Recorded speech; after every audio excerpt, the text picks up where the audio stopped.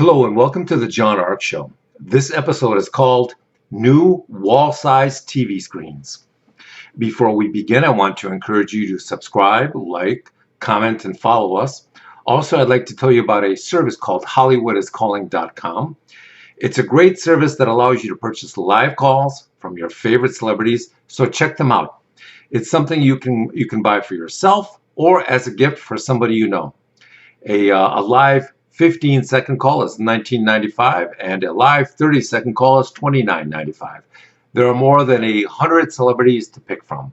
So give it a try. HollywoodIsCalling.com. Now let's get started. On today's episode, we're going to answer some questions from the viewers. The first one is from Angela, and she writes, "What do you think of 8K TVs? Should I get one now?" First, I've seen a number of 8K sets and they are beautiful, but I would wait until the prices came down. Right now, they're really expensive. The next big thing on the technological horizon is the micro LED TV. They're supposed to be introducing those in the second half of 2020 or the first half of 2021. These screens will be brighter and have a higher resolution than anything else on the marketplace. Of course, those prices will also be high at first, but they too will eventually come down. One of the interesting features of these new micro LED screens is that they will be brought to market by some of the manufacturers in the form of assembled tiles. You'll literally be able to assemble the size of your screen by putting tiles up on the wall and then connecting them together to form your TV screen. The more tiles you add, the larger your screen will be. That means that you can assemble 4 tiles to make a 50-inch screen, or you can assemble 8 tiles to make a 100-inch screen. The more tiles you add, the larger the final screen size.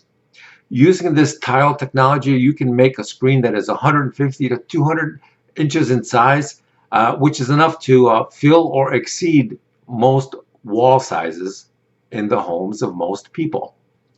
That would easily allow people to have a TV screen the size of a movie theater in their homes.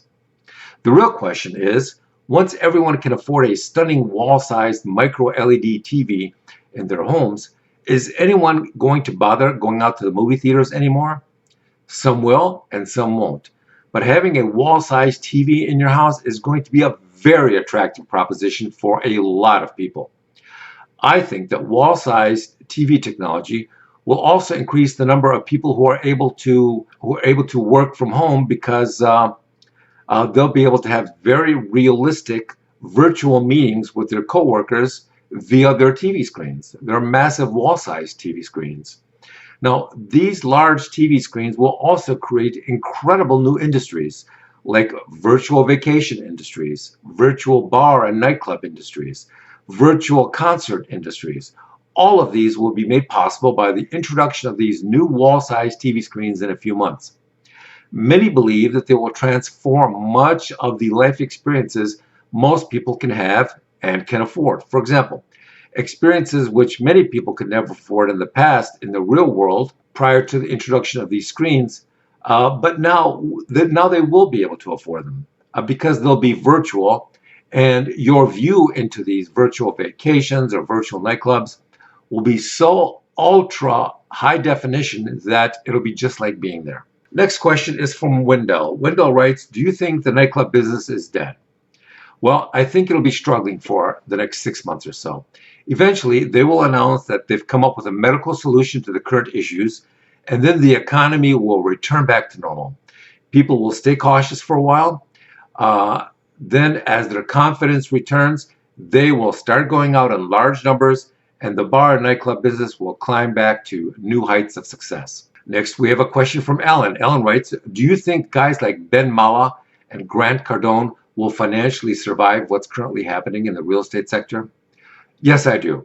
How well they come out at the other end depends on the specifics of their real estate portfolios, but I believe that both men will eventually do very well. I think that generally speaking, for most people, commercial real estate like office buildings and office towers have been mortally wounded. Anyone who owns office buildings is going to feel some real pain as more and more companies announce that they're going to let their employees continue to work from home for the indefinite future. I'll tell you now who's really going to get hurt. It's the hedge funds, the investors, and the real estate management companies who are waiting for the commercial office building prices to hit rock bottom so they can then come in and start buying up all these empty office towers.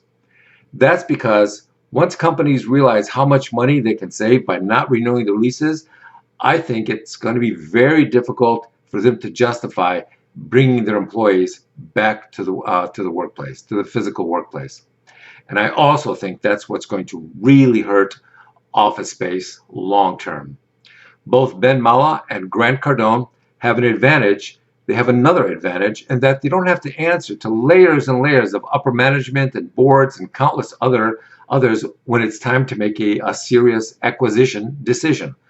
Both of them can move quickly and make decisions without needing the approval of 50 other people. That's really important when it comes to seizing new opportunities on the market that may not be available for very long. That's also part of their success. The next question is from Lisa, and she writes, why is it so hard for a single woman to find a smart, dependable, faithful, and trustworthy man these days? Well, I think that goes for all single people of all genders. Everyone seems to be completely self-involved and completely, preoccupied with their own needs.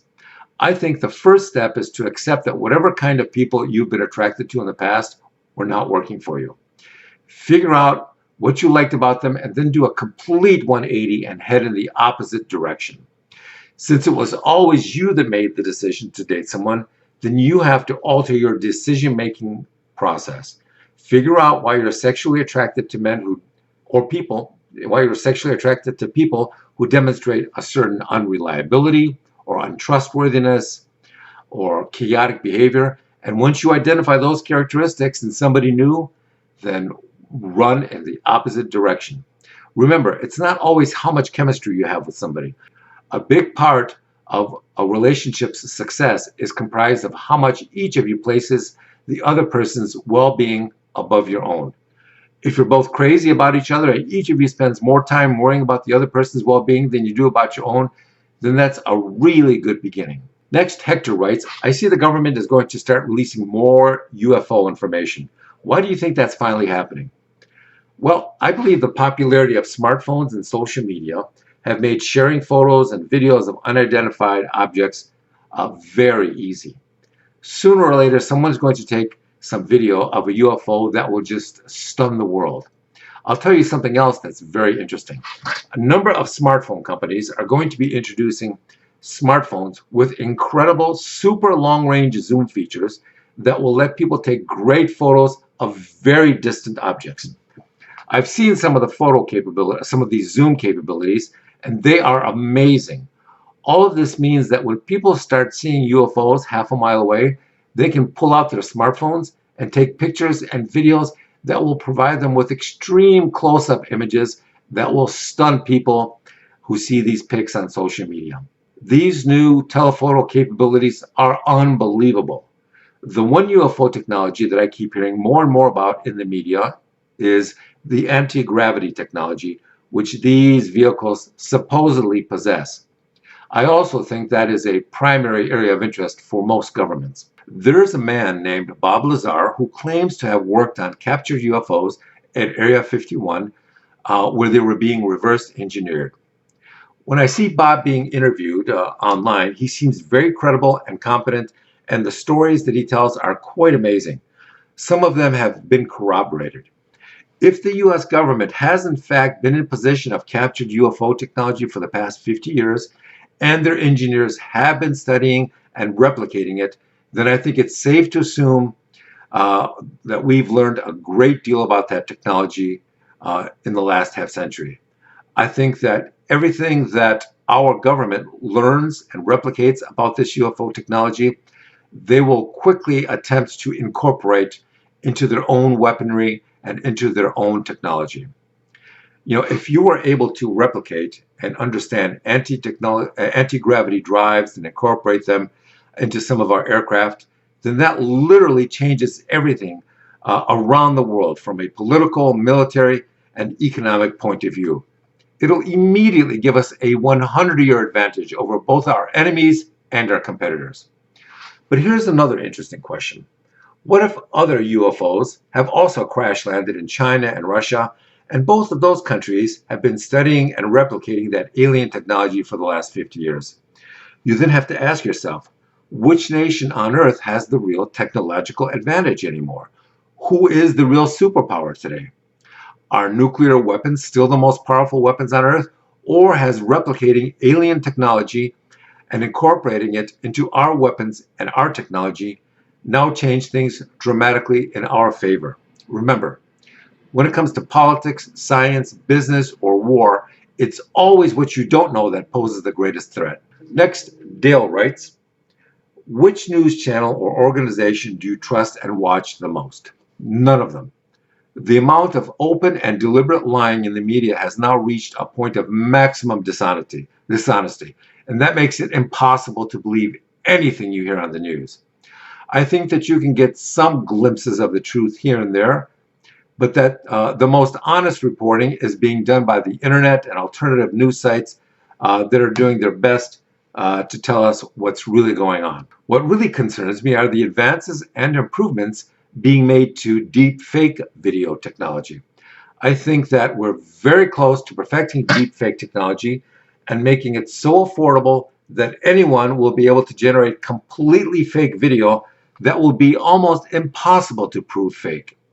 Once that level of capability is reached, then we will see such a dramatic escalation in the amount of lies being told by the media and virtually everybody else that I believe it will jeopardize our government, our commerce, our culture, and our businesses. Just imagine if one of our generals was to be given fake surveillance video of a foreign vessel firing on an American ship, and they couldn't decide if that video was real or not for the first hour or two of the scenario. Remember, we now live in an era with hypersonic missiles that can take out entire cities in less than an hour. So if your decision makers are flooded with fake videos of fake attacks, and it takes them a few hours to process and decide if they're real or not, then that's a serious problem. A lot of these new technologies just make our decision making harder, and the time they give us to make those decisions decreases. Next, Arnold writes, I enjoy working out. What kind of supplements do you recommend? I'm a big believer in eating low carb meals comprised of meat, fruits, and vegetables. Taking vitamin D supplements can also provide a lot of health benefits. The most important thing is to stay away from processed foods, and when you exercise, try and combine aerobics and weight training. That combination of working out the heart and strengthening your muscular and skeletal system with resistance weight training seems to be optimal for me and a lot of other people. Dupree writes, I'm seeing the price of gold and silver continuing to rise. What do you make of that? Well, I think a lot of people are seeing a lot of uncertainty out there. Uncertainty in politics, uncertainty in finance and business and in our culture. So what they're doing is they are putting their money in safe harbor assets like gold and silver. Remember this though, I don't give investment advice, but if you do decide to acquire gold or silver, then I think you should acquire real gold and real silver, not the paper instruments or investments which claim they entitle you to a certain amount of real gold. I don't have faith in those. I think you should possess the real deal, not some piece of paper that says you own something in some warehouse in some other state. Also, make sure to test your gold and silver to make sure it's real. I would stay away from all jewelry because you'll pay a tremendous premium for gold and silver jewelry, but when you try and sell it, you'll only get a price based on the gold weight of that piece. That's it. That's all you're going to get. No one at a pawn shop will care about how much you paid for a pretty piece of jewelry. Now, if it's some really well-known piece of jewelry by a famous artist or brand, then you can get some sort of small premium for that. But generally speaking, 90% of the time, gold buyers will pay you zero premium for jewelry. You only get the price of gold for that day when they quote you the price. That day's spot price of gold is what you'll get. Next, Wade writes, do you think it makes sense to collect and accumulate guns as assets that can be traded later or sold? That depends on what kind of guns you purchase and how much you pay for them. The most valuable gun in the world is the one you can use to save your life when someone is attacking you or breaking into your house. Generally speaking, when the economy gets really bad and street crime skyrockets, then I think that can increase the value of some guns. So with that, I want to thank you very much for watching, and we will talk to you soon.